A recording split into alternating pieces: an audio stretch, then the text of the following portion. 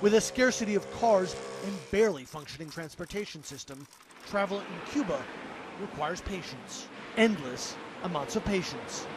To see how Cubans get home for the holidays, we hit the road too. We're starting our journey on Cuba's Autopista Nacional, 8 lanes of highway that these days, because of the severe transportation shortage, are mostly empty.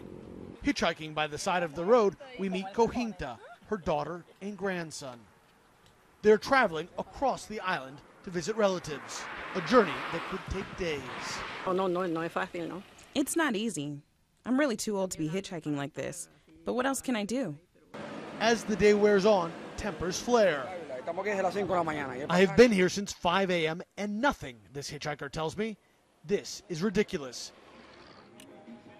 Government inspectors have the power to halt cars driven by state employees to make them give travelers a lift. Not everyone stops, though. It's possible to travel. Maybe not every day, but most days you can travel to any province. After about a 2-hour wait, we are lucky to get a spot in this trailer, even if it's standing room only.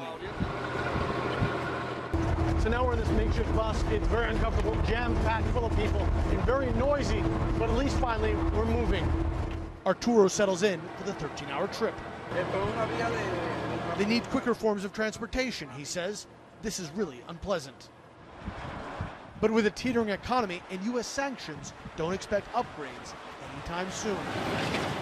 American cars from the 1950s still count as some of the most reliable ways to travel. Others have to make do with less horsepower. For such a long trip, it's tough to pack light.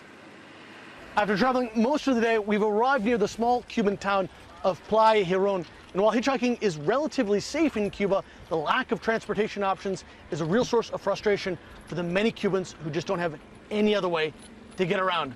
I know I can't wait to get off this highway and get back home. Just as soon as I can get a ride. Patrick Ottman, CNN, Playa Girón, Cuba.